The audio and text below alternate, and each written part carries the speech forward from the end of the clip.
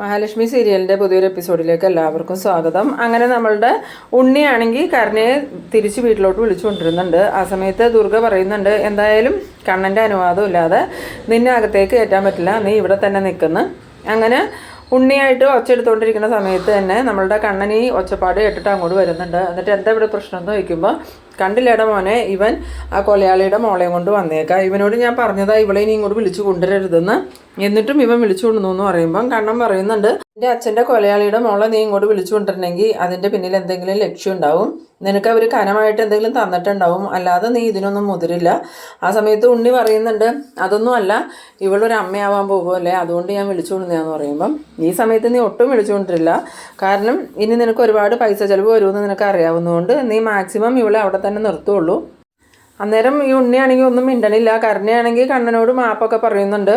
പിന്നീട് ദുർഗ പറയുന്നുണ്ട്, നീ ഇപ്പോൾ ഒരു അമ്മയാവാൻ പോവുക, നേരത്തെ നീ അമ്മയാവാൻ പോയ സമയത്ത് നിനക്ക് ഇഷ്ടമുള്ള സാധനങ്ങളൊക്കെ ഞാൻ ചോദിച്ചുണ്ടാക്കി തന്നിട്ടുണ്ടായിരുന്നു, പക്ഷേ ഇനി നിനക്ക് എന്തെങ്കിലും അങ്ങനെ ഇഷ്ടപ്പെട്ടത് കഴിക്കണമെങ്കിൽ നിൻ്റെ മുത്തശ്ശി തന്നെ ഉണ്ടാക്കി തരേണ്ട വരും, ഞാനൊന്നും ഉണ്ടാക്കി തരുമൊന്നുമില്ല, ഇവിടെ എല്ലാവരും കഴിക്കണ ഭക്ഷണം വേണമെങ്കിൽ നിനക്ക് കഴിക്കാം, അല്ലാതെ എന്നിൽ നിന്ന് നിനക്ക് ഒരു സഹായവും കിട്ടൂലെന്ന്. ആ സമയത്ത് കണ്ണൻ പറയുന്നുണ്ട്, ഇതിപ്പോൾ ആരെയും ഞാൻ വിശ്വസിക്കണേ, അമ്മ അഭിനയിക്കണയാണോ എന്നും എനിക്കറിയില്ല, നിങ്ങളെല്ലാവരും ചേർന്ന് എന്നെ പറ്റിക്കണയാണോ എന്നും അറിയില്ല, എന്തായാലും ഒരു കാര്യം ഞാൻ പറയാം, ഇനി ഇവളുടെ ഭാഗത്ത് നിന്ന് എന്തെങ്കിലും ഒരു തെറ്റുണ്ടായിട്ടുണ്ടെങ്കിൽ ഇവളെ മാത്രമല്ല നിന്നെ ഞാൻ ഇവിടുന്ന് പുറത്താക്കും, പിന്നെ നിനക്ക് ഒരിക്കലും ഇവിടെ ഒരു സ്ഥാനം ഉണ്ടാവില്ല, എന്തായാലും തൽക്കാലം ഞാൻ ഇവളോട് ക്ഷമിക്കുവാന്ന്. അങ്ങനെ ദുർഗ പറയുന്നുണ്ട്, എന്നാലും നീ ഇങ്ങോട്ട് വന്നല്ലോടി എന്നൊക്കെ പറഞ്ഞ് വീണ്ടും ഇങ്ങനെ ഓരോന്ന് പറഞ്ഞ് കരുണയോട് ചീത്ത പറയുന്ന സമയത്ത് കണ്ണൻ പറയുന്നുണ്ട്, നീ ഇവളെയും വിളിച്ചുകൊണ്ട് അകത്തേക്ക് പോടാന്ന്.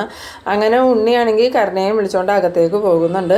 അവർ പോയി കഴിഞ്ഞതും ദുർഗ വന്നിട്ട് പറയുന്നുണ്ട്, എന്നാലും മോനെ ഒന്നും കൂടി ആലോചിച്ചിട്ട് അവളെ വീട്ടിലോട്ട് കയറ്റിയാൽ മതിയായിരുന്നു എന്ന് പറയുമ്പം കണ്ണൻ പറയുന്നുണ്ട്, എന്തായാലും എന്നെ ഇതിൻ്റെ പേരിൽ ഏറ്റവും കൂടുതൽ പഴിക്കാൻ പോകുന്നത് അമ്മയുടെ മോള് തന്നെയായിരിക്കും. മഞ്ജുവിനാണെങ്കിൽ ഇവളെ ഒട്ടും ഇഷ്ടമല്ല, മഞ്ജുവിന് ഇവിടെ വന്ന് എന്തൊക്കെ കോലാഹലം ഉണ്ടാക്കുമെന്ന് അറിയില്ല, അല്ലെങ്കിൽ തന്നെ മഞ്ജു കഴിഞ്ഞ ദിവസം അവൾ ആസ്പത്രിയിൽ ചെന്നപ്പോൾ അവളുടെ കർണത്തടിച്ചാൽ വിട്ടേന്ന്.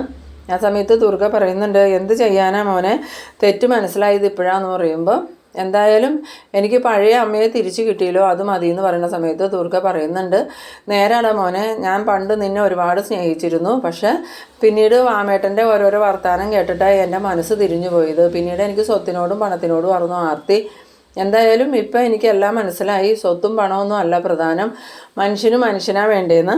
പിന്നീട് കാണിക്കുന്നത് നമ്മളുടെ മഹാലക്ഷ്മിനെയും മോഹിനിനെയും കണ്ണനെയാണ്.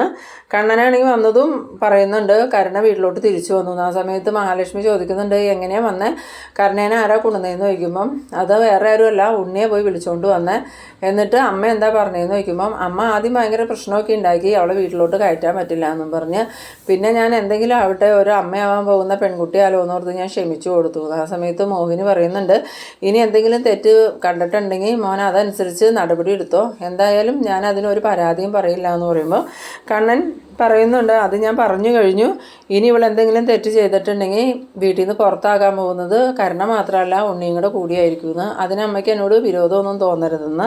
ആ സമയത്ത് മോഹിനി പറയുന്നുണ്ട്, ഇല്ല മോനെ, എനിക്കൊരു വിരോധമില്ല, എന്തായാലും കരുണ നന്നാവും എന്നുള്ള പ്രതീക്ഷയൊന്നും എനിക്കില്ല, അവളുടെ അച്ഛനും മുത്തശ്ശിയും അവളെ വളർത്തി അങ്ങനെ ആക്കി വെച്ചേക്കണേന്ന്. പിന്നീട് കാണിക്കുന്നത് നമ്മളുടെ പ്രതാപൻ്റെ അമ്മയാണെങ്കിൽ ജയിലിൽ പ്രതാപനെ കാണാൻ വന്നേക്കാണ്. പ്രതാപൻ അമ്മയെ കണ്ടതും മോൾ എന്തെടുക്കണം അമ്മേ, മോള് കരച്ചിലാണോ എന്ന് ചോദിക്കുമ്പം മോള് കരച്ചിൽ തന്നെയായിരുന്നു, പക്ഷേ ഇപ്പം ഉണ്ണി അവളെ വന്ന് വിളിച്ചുകൊണ്ടുപോയി എന്ന് പറയുമ്പോൾ സമാധാനമായി. എന്നാലും ഉണ്ണി എന്താ അങ്ങനെ വിളിച്ചുകൊണ്ട് പോയേ, ഉണ്ണിക്ക് ശത്രുതയൊന്നും ഇല്ലേന്ന് ചോദിക്കുമ്പം അവൻ വെറുതെ വിളിച്ചുകൊണ്ടുപോയതൊന്നും അല്ല, എൻ്റെ വീടും പറമ്പും അതുപോലെ എൻ്റെ കയ്യിലുണ്ടായിരുന്ന സ്വർണവും ബാങ്ക് ബാലൻസും എല്ലാം അവനക്ക് കൊടുത്തതുകൊണ്ട് അവൻ കരുണമോളെ വിളിച്ചുകൊണ്ടുപോയി എന്ന് പറയുന്നു. ആ സമയത്ത് പ്രതാപൻ ചോദിക്കുന്നുണ്ട്, അമ്മ എന്ത് മണ്ടത്തരം അമ്മ ചെയ്തത്, അമ്മയ്ക്ക് എന്നെക്കാളും ബുദ്ധി ഉണ്ടെന്നല്ല ഞാൻ വിചാരിച്ചത്, എന്നിട്ട് അമ്മ എന്തിനാ അങ്ങനെ ചെയ്തത്, അവൻ വെറും ദുഷ്ടനാ, അവനക്ക് സ്വത്തിനോടും പണത്തിനോടും മാത്രം ആർത്തിയുള്ള ഒരു പിശുക്കന, അങ്ങനെയുള്ളവനക്ക് അതൊക്കെ കൊടുത്ത് എന്തിനാ അമ്മേ, അതെല്ലാം കഴിഞ്ഞ് അവൻ നമ്മുടെ മോളെ ഉപേക്ഷിക്കില്ല എന്ന് എന്താ ഉറപ്പ്. ആ സമയത്ത് പ്രതാപൻ്റെ അമ്മ പറയുന്നുണ്ട്, ഞാൻ അതൊന്നും ചിന്തിച്ചില്ല, എന്തായാലും മഹാലക്ഷ്മിയും കണ്ണനും കുഞ്ഞുമായിട്ട് സന്തോഷമായിട്ട് നടക്കുന്ന സമയത്ത് നമ്മളുടെ മോള് താലി ചേർത്ത് വീട്ടിലിരിക്കുന്നത് അവൾക്ക് സഹിക്കാൻ പറ്റില്ലടാ, അവളുടെ ജീവന് വേണ്ടിയല്ലേ നീ സത്യങ്ങളെല്ലാം കോടതിയിൽ ഏറ്റുപറഞ്ഞ് ജയിലിലോട്ട് വന്നത്, അതുകൊണ്ട് തന്നെ എൻ്റെ മോളുടെ ജീവനാണ് ഞാൻ വിചാരിച്ചോളൂ, എൻ്റെ മോള് സന്തോഷത്തോടുകൂടി ജീവിക്കണമെങ്കിൽ എൻ്റെ സ്വത്ത് പോയാലും വേണ്ടില്ല, ഉണ്ണിയുടെ കൂടെ തന്നെ അവൾ ജീവിക്കണം, ഇപ്പോൾ അവൾക്ക് ഉണ്ണിയുടെ സാമീപ്യം ആവശ്യമുള്ള സമയമാണ്, അതുകൊണ്ട് ഞാൻ സ്വത്തിനെക്കുറിച്ചൊന്നും ചിന്തിച്ചില്ലടാ എന്ന് പറയുമ്പം എന്നാലും അമ്മ എന്ത് മണ്ടത്തരമാണ് കാണിച്ചത്. ഇനിയിപ്പോൾ കേസ് നടത്തി എൻ്റെ സമ്പാദ്യമൊക്കെ പോയാലും മോൾക്കായിട്ടുള്ളത് അമ്മയുടെ ആ സ്വത്തുക്കളല്ലായിരുന്നോ, അതും അമ്മ കൈവിട്ട് കളഞ്ഞല്ലോ അമ്മ. ഇനി നമ്മൾ എന്ത് ചെയ്യും അമ്മയെന്നൊക്കെ ചോദിക്കുമ്പോൾ എനിക്കറിയില്ലടാ, എന്തായാലും കർണമോളെ അങ്ങോട്ട് വിടണം എന്നുള്ളൊരു ലക്ഷ്യം എനിക്കുണ്ടായിരുന്നുള്ളൂ. അതിൻ്റെ മുന്നിൽ എനിക്ക് സ്വത്തിനൊന്നും വലിയ പ്രാധാന്യം തോന്നിയില്ല. എന്തായാലും നീ ഒറ്റൊരുത്തൻ കാരണമല്ലേ ഈ പ്രശ്നമൊക്കെ ഉണ്ടായത്. ആ വാമദേവനും കൂടെ ചേർന്ന് എന്തായാലും ഞാൻ അവിടെ ചെന്നപ്പം ദുർഗ എന്നോട് പെരുമാറിയത് നീ ഒന്ന് കാണണോടാ, അവളെന്നെ അടിച്ചില്ലാന്നേ ഉള്ളൂ. പിന്നെ എന്നോടൊരു കാര്യം പറഞ്ഞു, നീ ജയിലിൽ നിന്ന് ഇറങ്ങിയിട്ട് എപ്പോഴെങ്കിലും അതിൽ ചെന്നിട്ടുണ്ടെങ്കിൽ നിന്നെ ചൂലിനടിച്ച് ഓടിക്കുമെന്നാണ് പറഞ്ഞേക്കണേ. അതുകൊണ്ട് നീ ജാമ്യം കിട്ടി ഇറങ്ങിയാലും അബദ്ധത്തിൽ പോലും അങ്ങോട്ടൊന്നും പോയേക്കല്ലേടാ. ആ സമയത്ത് പ്രതാപൻ പറയുന്നുണ്ട്, എന്നാലും ഞാനിത് ഒരിക്കലും പ്രതീക്ഷിച്ചില്ല അമ്മ വലിയൊരു ചതിയെ ചെയ്തു പോയെന്ന് പറയുമ്പം ഇനി അതിനെക്കുറിച്ച് പറഞ്ഞിട്ടൊന്നും കാര്യമില്ല. ഇപ്പം എന്തായാലും കർണമോൾ ഉണ്ണിയുടെ കൂടെ അങ്ങോട്ട് പോയിട്ടുണ്ട്. ഇനി ദുർഗ അവളോട് എങ്ങനെ പെരുമാറുമെന്നൊന്നും പറയാൻ പറ്റില്ല. എന്തായാലും ഉണ്ണി അവളോട് സ്നേഹത്തിൽ തന്നെ നിൽക്കുമെന്നാണ് തോന്നണേന്ന് പറയുമ്പം അവനല്ലേ അവൻ്റെ സ്വഭാവം വെച്ച് അവന് ഇനിയും സ്വത്തുക്കൾ ചോദിച്ചുകൊണ്ടിരിക്കും അമ്മയെന്ന് പറയുമ്പം പ്രതാപൻ്റെ അമ്മ പറയുന്നുണ്ട്, എന്തായാലും എൻ്റെ കുഞ്ഞ് അവൻ്റെ കൂടെ പോയല്ലോ, എനിക്ക് അത് മതി, ഞാനന്ന് പോട്ടയുടെ മോനെന്നും പറഞ്ഞുകൊണ്ട് പ്രതാപനോട് യാത്ര പറഞ്ഞ് ഈ പ്രതാപൻ്റെ അമ്മ പോകുന്നുണ്ട്. അമ്മ പോയി കഴിഞ്ഞതും പ്രതാപനാണെങ്കിൽ ആകെ ദേഷ്യത്തോടു കൂടി ഇങ്ങനെ പുറത്തേക്ക് വരുമ്പോൾ ഈ വാമദേവൻ അവിടെ ഇരിക്കണ കാണുന്നുണ്ട്. വാമദേവനെ കണ്ടതും പ്രതാപനാണെങ്കിൽ ഓടി വന്നിട്ട് വാമദേവൻ്റെ പുറം വഴി ഒരു ചവിട്ട് കൊടുത്തതും വാമദേവൻ മുറ്റത്തേക്ക് മലർന്നടിച്ച് വീഴുന്നുണ്ട്. അങ്ങനെ വാമദേവനെ ഈ പ്രതാപനിട്ട് മർദ്ദിക്കുന്നുണ്ട്. ആ സമയത്ത് വാമദേവൻ ചോദിക്കുന്നുണ്ട്, നിനക്ക് എന്ത് പറ്റിയിടാ, നിനക്ക് ഭ്രാന്തായോ, നീ എന്തിനാണ് ഇങ്ങനെ ഉപദ്രവിക്കണേന്ന് ചോദിക്കുമ്പം നിന്നെ ഉപദ്രവിക്കുമല്ല കൊല്ലുകയോ ചെയ്യേണ്ടതെന്ന് പറഞ്ഞ് വീണ്ടും ഈ വാമദേവനെ തല്ലുമ്പോൾ വാമദേവൻ തിരിച്ചും തല്ലുന്നുണ്ട്. ഈ ബഹളം കേട്ട് പോലീസ് ഓടി വന്നിട്ട് ഇവരെ രണ്ടുപേരെയും പിടിച്ചു നിർത്തിയിട്ട് പറയുന്നുണ്ട്, തല്ലും ബഹളമൊക്കെ പുറത്ത് പോയിട്ട് മതി, ഇവിടെ വച്ച് വേണ്ട, എന്തായാലും അധികം വൈകാതെ തന്നെ നിങ്ങൾക്ക് റിമാൻഡ് കഴിയും. അപ്പോൾ പിന്നെ പുറത്ത് ചെന്നിട്ട് തല്ലുവോ കൊല്ലുവോ എന്താണെന്ന് വെച്ചാൽ ചെയ്തോ, അല്ലെങ്കിലും നിങ്ങൾ സൽക്കർമ്മം ചെയ്തിട്ടൊന്നും അല്ലല്ലോ ഇങ്ങോട്ട് വന്നത്, ഒരു ക്രൂരത ചെയ്തിട്ടല്ലേ വന്നത്. 20 വർഷം എന്നിട്ട് അത് ആരെയും അറിയിക്കാതെ നല്ല മാന്യനായിട്ട് നടന്നു, ഇപ്പോഴല്ലേ പിടി വീണത്, അതാണ് ദൈവത്തിൻ്റെ കളി. എന്തായാലും ഇവിടെ കിടന്ന് അലമ്പുണ്ടാക്കിയിട്ടുണ്ടെങ്കിൽ ഞങ്ങളുടെ കൈയുടെ ചൂടറിയുമെന്നും പറഞ്ഞ് രണ്ടെണ്ണത്തിനെയും പിടിച്ച് മാറ്റി നിർത്തുന്നുണ്ട്. ആ സമയത്ത് പ്രതാപൻ പറയുന്നുണ്ട്, ഇവൻ ഒറ്റ ഒരുത്തരം കാരണമാണ് സാറേ ഈ സംഭവങ്ങളൊക്കെ ഉണ്ടായത്, ഇവനെ എനിക്ക് കൊട്ടേഷൻ തന്നിരുന്നു. അന്നേരം പോലീസുകാരൻ ചോദിക്കുന്നുണ്ട്, കൊട്ടേഷൻ തന്നു എന്ന് വിചാരിച്ച് കൊല്ലണമെന്നൊന്നുമില്ലല്ലോ, താൻ പിന്നെ കൊല്ലാനായിട്ട് എന്തിനാ. അപ്പോൾ രണ്ടുപേരും കണക്കാന്നും പറഞ്ഞ് രണ്ടുപേരെയും ചീത്ത പറഞ്ഞിട്ട് പോലീസ് അങ്ങോട്ട് പോയി കഴിഞ്ഞതും വാമദേവൻ ചോദിക്കുന്നുണ്ട്, എന്നാടാ പ്രതാപം നിനക്ക് പറ്റിയത്, നിനക്ക് ഭ്രാന്തായോ ശരിക്കും ചോദിക്കുമ്പോൾ എനിക്ക് ഭ്രാന്ത് പിടിക്കാതെ ഇരിക്കണേ എങ്ങനെയാണ്, എൻ്റെ മോളുടെ ജീവിതത്തിന് വേണ്ടിയാണ് ഞാൻ ഇതൊക്കെ ചെയ്തത്, എന്നിട്ടിപ്പോൾ എൻ്റെ മോള് സങ്കടത്തിലാണ്. നേരം ഈ വാമദേവൻ ചോദിക്കുന്നുണ്ട്, അതിന് നിൻ്റെ മോളിപ്പോൾ എന്തിനാ സങ്കടപ്പെടണേന്ന് ചോദിക്കുമ്പം എൻ്റെ മോളെ ഉണ്ണി വന്ന് കൊണ്ടുപോയി എന്ന് പറഞ്ഞേ.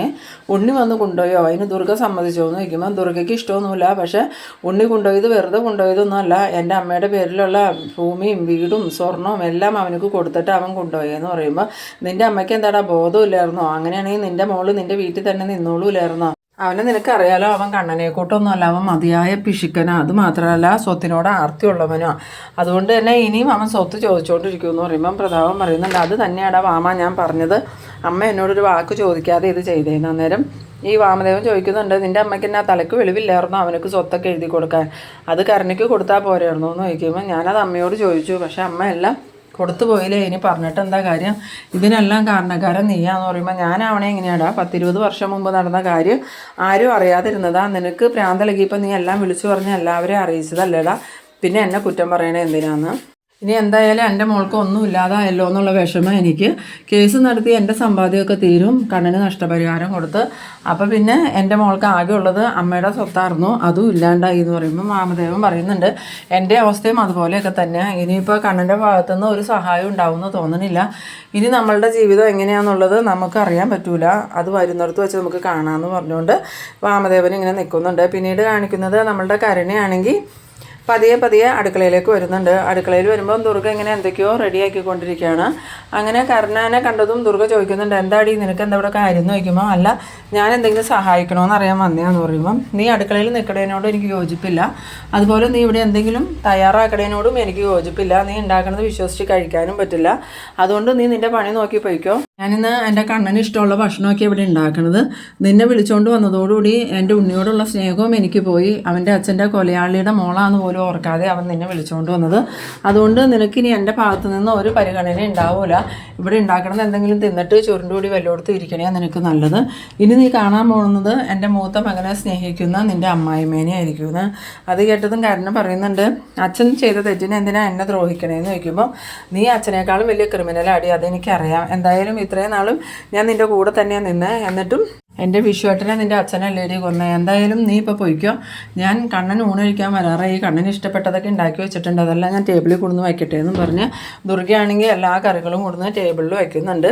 ആ സമയത്ത് കണ്ണൻ വന്നതും മോനെ നിനക്ക് ഇഷ്ടമുള്ളതെല്ലാം ഞാൻ ഉണ്ടാക്കി വെച്ചിട്ടുണ്ടടാന്ന് പറഞ്ഞതും ഈ കണ്ണൻ ചോദിക്കുന്നുണ്ട്, അമ്മ ഉണ്ടാക്കിയത് എനിക്ക് വിശ്വസിക്കാവോ, കഴിക്കാൻ പറ്റുമോ എന്ന് ചോദിക്കുമ്പോൾ അതെന്താണ് മോനെ നിനക്ക് സംശയം ഉണ്ടാവുമെന്ന് എനിക്കറിയാം, എന്തായാലും ഞാൻ തന്നെ എല്ലാം കഴിച്ച് കാണിക്കാമെന്നും പറഞ്ഞ് ഈ ദുർഗയാണെങ്കിൽ ഓരോരോ കറികളെടുത്ത് കഴിച്ച് കണ്ണനെ കാണിക്കുമ്പോൾ കണ്ണൻ പറയുന്നുണ്ട്, വേണ്ടമ്മേ എനിക്ക് അമ്മയെ വിശ്വാസം, അമ്മ ഇനി അതിനു വേണ്ടി ഇങ്ങനെയൊന്നും കാണിക്കണ്ടെന്ന് പറയുമ്പോൾ ദുർഗ പറയുന്നുണ്ട്, കുറച്ച് കാലം എനിക്ക് കൊള്ളില്ലാത്ത സ്വഭാവമായിരുന്നടാ, പക്ഷേ ഇപ്പം അതിൽ നിന്നൊക്കെ ഞാൻ മാറി, ഞാൻ നിൻ്റെ പഴയ ആ അമ്മയായി എന്ന് പറയുമ്പം കണ്ണൻ പറയുന്നുണ്ട്, ഞാൻ ആ പഴയ അമ്മയെ കിട്ടാൻ വേണ്ടിയിട്ടാണ് ദൈവങ്ങളോട് എപ്പോഴും പ്രാർത്ഥിച്ചുകൊണ്ടിരുന്നത്, എന്തായാലും അമ്മ പഴയ അമ്മയും മടങ്ങി വന്നുപോലും എനിക്ക് സന്തോഷമായിന്ന്.